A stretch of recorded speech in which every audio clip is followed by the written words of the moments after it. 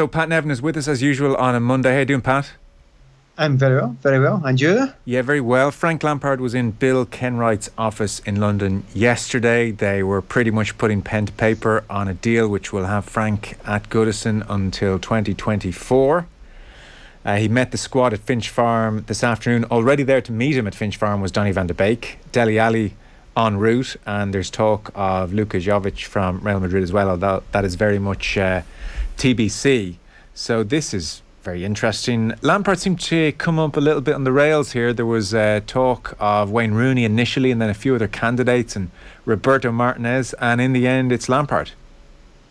I'm not sure Roberto would have taken it in the end. I don't think it was perfect for him, considering the job he's got and considering the position that Everton are in just now. Rooney, by all accounts, just basically turned the chances down. So you're left with Big Dunk and really Frank Lampard. And even with Frank, I think it was a big call for him, because you look at the situation they were in. If things go badly for Everton, now, give them his due, they've got the numbers in. I mean, when I last chatted to you, I said, look, they need numbers. They've not got a deep enough squad. They've got 3-4 at the end of today in. And they're decent players. So, but none of them are players that you think, well, that's a stick on. That'll work. You know, the things that might work. But Frank, I suppose from his position, you think about it in the terms of, okay, what's the best you're going to get? You're going to get Premier League club, but you're not going to get them on the up. You're going to get them struggling a little bit or on the way down. And I suppose he's looked at that and thought, am I going to get much better than this? And at the moment, possibly not. But you look at the difficulty you've got with your Frank Lampard. The squad hasn't been doing well. The group hasn't been doing well, not just under Rafa Benitez, but before that as well. You really would worry about one or two injuries, particularly to the strikers. But you've got to take a chance at some point. And you know what these managers are like? They back themselves, don't they? Well, I don't think realistically he would pitch up at a higher level than this, based on his experience this far. I think it's akin to Steven Gerrard looking at Villa and saying that's about as high as I'm going to pitch up. I think Lampard's in the same boat here. Yeah, but it's timing, isn't it? It's all about timing. I mean, Villa wasn't a bad call. They were okay. They weren't in a terrible situation, but there was enough depth of squad there, you thought. And also he's got time. Where you look at Frank, although they've given him, is that 2.5-year deal? Yeah. He's got between now and the end of the season. It's not a lot of games, It's like 14, 15, 16 games, between now and the end of the season. And he's got to get them out of a nosedive in that period of time. He will have looked at the group and thought to himself, like, there's enough quality there. There's a little bit of, I wouldn't call it clear blue sky, but there's a little bit of a gap between him and the bottom. But it's not much. And if you look at what Newcastle are doing today, which we all expected, they have added strength and power to their squad, and I suspect they will do over the next 2 and a bit hours, or 2 hours or so, less than 2 hours actually now. It's the English one. So it's a tough call. On the upside for Frank and for Everton, because obviously I'm seeing it from both sides, you've just got to survive. That's all it is. You can survive in the Premier League, and then you can have a rebuild during the summer. And that's a real temptation to take that. So it's a good fit for Frank, because, as you say, he's not going to get one of the top jobs at this point in time. It's a good fit for him that he's got limited expectations between now and the end of the season, and it's a good fit because there's money, and there will be more money at the end of the season, and he'll hopefully, from his point of view, be able to change it around. From the fans' point of view, it's a good fit as well. Although I did hear the phrase "best of a bad bunch," which was a bit harsh, I thought, on Frank, but that's the situation that they're in just now, and I have to say I'm quite happy. I hope for the best for Frank. I hope it goes well for him, and I wouldn't be surprised if it goes quite well. Yeah, I'm very curious to see how it goes as well. I was certainly in the camp where I thought, in time-honoured tradition, he had been treated too impatiently by Chelsea. I thought the squad had looked like it was in need of balancing out, and in fairness to Lampard, he had inherited a squad with aging players like Willian and Pedro to an extent, and Giroud, and he had lost Hazard, and he gave debuts to Tammy Abraham and Mason Mount and Reece James, and was working towards something, but still it looked off. It looked like a difficult squad to find a rhythm with, and therefore I thought he was harshly treated. Now, what's made me revise that opinion is Thomas Tuchel pitched up and sorted this thing out in a week. And so that raises a question mark over Lampard that I didn't have when he was managing them, which I really do have now, you know. And from Lampard's position, it will be, I was really close. I had it just about done, you know. We'd had a little bad run. It wasn't a long bad run. It was a bad little run, 5, 6, 7 games. Was it? Maybe as much as 8. They weren't all defeats. They'd just won in the FA Cup, if I remember correctly, as well. So it wasn't a stinker of a run as well. And every manager has a bad little period, unless you happen to be at Chelsea. You don't get a bad little period. You have to keep on going at that high level. And they took a risk. And Chelsea are like that, you know. In days gone by, we'd all have said, "Oh, for goodness sake, you change it. You know, you change your managers the way you change your trousers. You know, it has to be better than that. You have to give them a little bit more time." But in the end, their big fear was not getting top 4. Frank had got them top 4 the year before, but they worried in case they wouldn't get it. They looked at everything around and they thought there was something special needed. And they got lucky because one of the top geezers on the planet was available. And for all Frank's abilities, Tuchel's special. You know, he really is up there with the top, accepted as the top. So they just upgraded. It was kind of brave of Chelsea to do that when you think about it. You know, club legend, maybe the best, most important player in the club's history, and they'll still elbow him. So they don't have that heart and feeling. They just have pure hard business heads, and it turned out to be the right decision. Still don't think it makes Frank a poor manager in any way. And remember, from his point of view, and I'm giving you a devil's advocate point of view here, he did, as you said, deliver those youngsters and brought more of them in and started getting more out of them than any other manager had done beforehand. And from one position, and from Frank's position, and from Jody Morris's position, they would say, they won't say it, but they'll feel it. Wait a minute, we blooded them, and you then got the best out of them. It's a bit, and that's what it feels if you're a manager. It always feels like that if you're a manager. But it's a harsh business, and you have to shrug your shoulders and go on with it, because if you take it personally, it's madness like that direction. So Frank's got another opportunity. He's got an opportunity with a Premier League team. So I don't think he'll complain much about it. It's a great club, and if you can get the best out of it over underachieving for quite some time, then you can get that career back on track again. But it's not a stick on. It's absolutely not a stick on. I think it's a really interesting litmus test for him. I mean, he only 57 games at Derby, 84 at Chelsea, so he's 150 odd games as manager. He hasn't experienced this kind of a basket case situation before either. This is another new learning curve for him, so it will be interesting to see to what extent things are ramshackle behind the scenes.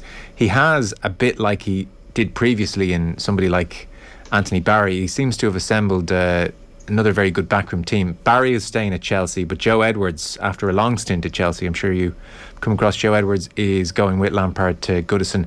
Paul Clement catches the eye as a very experienced assistant, so Paul Clement is in with Lampard, and he's keeping on Duncan Ferguson as well. It's going to be a brave manager who says to Duncan Ferguson, "I don't want you as part of the backroom team." By the way, I think you can take it as read that he's part of it. The fact that Big Duncan might just give you that stare, but on top of that, the entire Everton support will give you that stare as well. You're on the back foot there if you don't take Duncan. 100%. So you've got them one side already. They've got rid of a man they didn't want, but it doesn't matter. None of it matters. It's all short term. Sure. If you win if you lose 4 games in a row and you're back down in the bottom 3, then you're stuffed. You're under pressure again, and it'll be rookie Frank. We never rated them anyway, so it doesn't matter. All of it is fluff. All of it is circumstantial. It's all about winning a few games, and Frank will go in there just now and know that he has to do something pretty spectacular quite quickly. He's capable of it, and with the additions, Van de Beek will be interesting if he gets the very best out of him. That would be an interesting one. He's a very good player. There's no doubt about that. And so you look at what's been done, but he's not a certainty, as we say. I think this whole thing about no certainties with the group. You've got to say the same about Dele Alli. If as I understood, they were trying to get a hold of him. As I speak to you, I'm looking down here, see what's going on, who's come in. Well, I think he does have Dele Alli. Newcastle showed some late interest, but it seems Dele Alli very much going to Everton. The interesting thing about the Dele Alli deal, and I don't remember this arising ever before, is that the £10 million, and by the way, £10 million for Dele Alli, if you'd said that 3-4 years ago, you wouldn't have believed it. So £10 million for Dele Alli, but only after he's made 20 appearances for Everton. Now, I'm trying to see if that is a financial fair play situation whereby they want to hold off having to pay until next season, or if that's just the state of Dele Alli's perception in the game. We don't even know if this guy's going to get 20 appearances for us. I kind of think 20 is such a meagre number. It must be a financial fair play situation the more I think about it. I think it suits everybody. The financial fair play absolutely suits Everton, and they'll say, okay, we'll deal with the other problems going forward after that. But you look at what Spurs are. He's not a Conte player. Yeah, 100%. He's not a Conte player. There was no way that Conte would keep him there unless he absolutely had to and couldn't get the best and couldn't get good money for him. So it absolutely suits every part. It's one of those ones where anyone put that sort of interest and a possible, bigger, fee going forward, then that was an absolute certainty. So that one doesn't surprise me. It makes absolute sense. But you still need to get the best out of Dele Alli, and he is so up and down. I've actually watched him play 1 or 2 very good games this season. I'm sure everyone else has. But I've also seen him being absent yet again, and not just when he's off the field, but sometimes when he's on the field as well. And it's trying to get the best out of him. And to be fair to him, Dele Alli has said to quite a few of his interviews that he has taken his eye off the ball. He wasn't thinking along the right lines. And it was a real opportunity, with Conte, because Conte's, a special manager. He could have really turned a new leaf with him, but it just didn't look like it. It didn't look like it was going to happen over any length of period. And looking at the willingness of other players around them, such as, Son and Moura, etc., there wasn't space for him. So yeah, it all suits everyone. But Everton have been here before. They've bought in players, and you think, yeah, look at the quality of James. Look at a whole list of players where you thought real quality, and then nothing happens. You got to absolutely ally that with the willingness to, and it's the old cliche: you're down there, you better battle.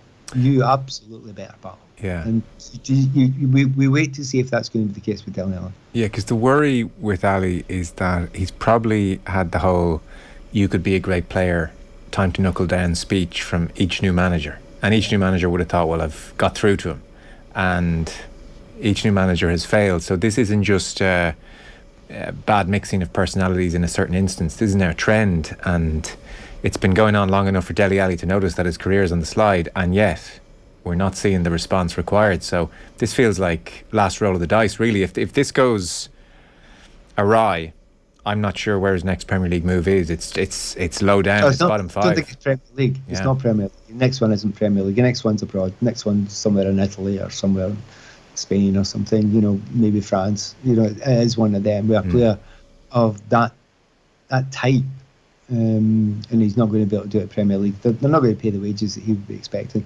and it won't get a game many places, because you go and put somebody who's not got that sort of work rate in. You don't put them in a Watford or a Burnley or anything like that. You don't even think about it. So his next one will be abroad if this doesn't work. So it's a big moment for him. You all hope that it does, because we've all seen the capabilities in the past of him doing it. But the other thing that always sticks in my mind about Dele Alli, he was the first of this kind of modern young group that was come through in England that were kind of number 10s, and they could be really, really special. And then you look at the absolute busload that have gone by him. It's an absolute busload of English young talent in that sort of position that have just flown past him, and he's not even on the radar with England, just now. So yeah, fallen quite a long way. Here's an opportunity for you, and I suppose that's why it's down to the amount of games played, because if it doesn't work, you'll probably know after 5, 6, 7 games. And you think, well, can't do that. They can't take you. They can't say, well, we'll give you 10 games to bed in. You can't do that, Everton. You'll be relegated if you do that, and it doesn't work. Also, if we don't give you 20, we save 10 million quid. So I'm sure that's at the back of their minds as well. The word was, by the way, Lampard had offered Ashley Cole position. There's no news on whether Cole has accepted or not, or whether he's thinking about it or turned it down flat. But interestingly, reached out to Cole, who hasn't shown any great interest in getting involved in coaching as far as I know. Has he? No, he's been in at Everton. He's been in at Chelsea. Has he? I knew you'd know. Chelsea a bit. So he's, not in a high position, but he's been in there doing coaching stuff with younger people sometimes as well, right. Younger players sometimes as well. So there has been an interest there from him. And the one or two times that I've come across him talking about it, he has looked very, very intrigued and interested and absolutely committed to it. So, yeah, it's an interesting one. It's not as out of the blue as it sounds first viewing. Fair enough, interesting. We'll watch that space. The other significant news from a Premier League point of view is that it does seem as if Pierre-Emerick Aubameyang has an agreement in place to join Barcelona on loan, and that deal has pretty much gone through, as the last I saw as we speak at 9:30 Monday evening or so. And I don't know if he's had to take a salary cut or not. That was one of the stumbling blocks. But either way, you put this down as a win for Mikel Arteta, a showing of strength, stripped him of the captaincy initially, talked publicly about a lack of commitment, and now he's booted him out of the club on transfer deadline day. I mean, Aubameyang's going to say, hey, it's Barcelona, so, I'm happy enough. But for Arteta, there's been quite an impressive handling of this situation. He never backed down, and I suppose crucially, he got results when he decided to start the war. I'm not convinced as an Arsenal fan out there that will take Aubameyang's side, or even consider taking Aubameyang's side in this. He's of a certain age. His form certainly fell off the edge of a cliff in the last year or so. He wasn't scoring anywhere near the same number of goals.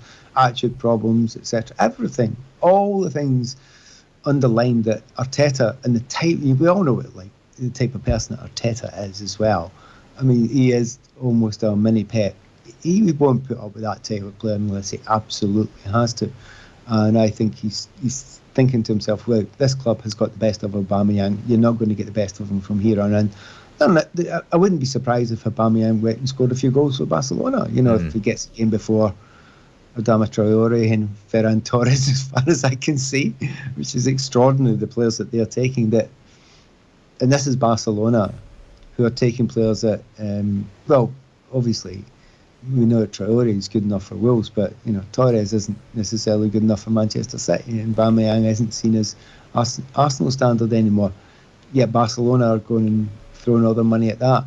And considering Barcelona are the team that we always think, build for the bottom and grow them up. Yes, I know Traore came initially from the Barcelona setup, but it's just so opposite to Barcelona's thinking. So I think when he looks around his squad and the types of people he wants to have around and he wants to build it around in the future, but Aubameyang's not one of them. No chance. Absolutely not.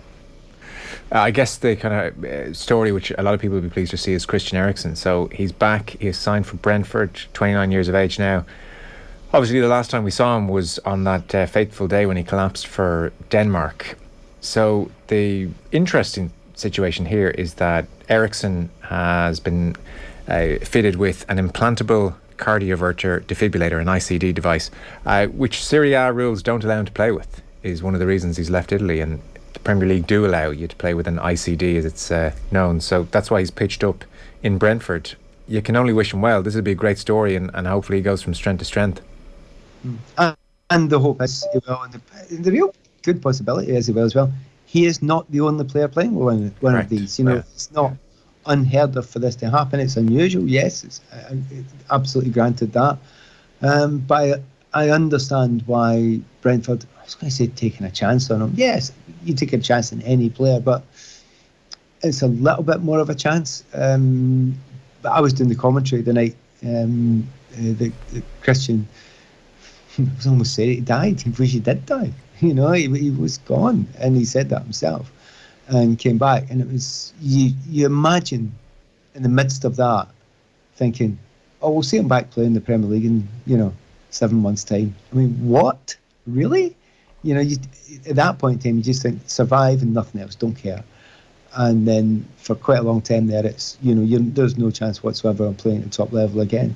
But if the medics are comfortable with it, his family are not comfortable, but accept it, and he accepts it too, The other side of it is, and it is a truism about this. I mean, it's one of the things that I've actually went and studied really deeply into, because I've had to deal with this 3 times in my career, with people who have died through having, be it cardiomyopathy, sudden death syndrome, whatever you want to call it. Things have moved on, and someone said to me recently, there are the 2 places, if you're going to have a problem, to have it. One of them is in a hospital, and the other one is in a football ground, because you're absolutely surrounded by the very, very best. And there is no doubt, certainly in the Premier League, you've got the best in the world there waiting to help if anything goes wrong. And everyone's got some sort of dangers and risks, and you have to weigh them up. And he's weighed them up. He's taken a chance. I'm absolutely expecting it will be fine. Yeah, absolutely. Yeah. But you cannot be 100%. Yeah, I think I was just doing a bit of reading. They're at an interesting point with this kind of a situation, in that Spain, Belgium, Holland, England obviously would allow Erikson to play in this kind of situation. Italy, as we mentioned, doesn't. I see a Dr. Jason Bradley quoted. He's working in Pennsylvania. He was saying that there's acceptance growing, but it's still sporadic across the athletic community when it comes to a situation like this. He said it used to be that a cardiologist would tell people a blanket no to any athletic activity, and that would take everybody off the hook for liability reasons. He said now we're kind of rethinking that. It's a balancing act between realistic chances of an event and the liability the doctors and medical professionals are willing to accept. So it's still in that grey area. Italy says no, England says yes. So that is where we are. The grey area, the big grey area, comes to the player as well. He has to make the decision, and that's taken on board as well. When you think of his insurances and things like that, it's his decision. He is taking the chance. Well, of course he's taking the chance, and him, for his family, he's taking the chance above everyone else. So yeah, it absolutely is a grey area. And times gone by when they had less understanding of it. Remember my daughter, I was talking to my daughter, who's a doctor, just before the Erikson incident originally happened, and I had a friend of mine who, rather brilliant, a guy I play golf with, he was a doctor himself, and he had exactly the same thing, and happened to have his moment about 30 yards from a defibrillator while he was out cycling. And had it happened 20 minutes before, he wouldn't be with us. And he was saying the chances of you surviving it, if you're in a hospital, are still minimal. That's how bad that was. That's how serious that was at the time. However, once survived and given medication, stroke help, you have got a phenomenal possibility of going forward with the way things have gone this morning. And my golfing partner's playing with me all the time just now, and he's back out cycling again, and they just go back and almost have a normal life, and in fact do have a normal life. Yeah, well, I suspect Erikson getting an amazing reception around Premier League grounds over the coming months. Pat, so that's the break over. We'll be back with football to talk about next weekend. Thanks a mil. Look forward to speaking to you then. Cheers. Pat Nevin with us here on this Monday evening. Our football coverage is brought to you by Sky. All the football you love in one place across Sky Sports, BT Sport and Premier Sports. We'll take a short break. Miguel Delaney will fill us in on all and any breaking transfer news on deadline day. Football on Off the Ball.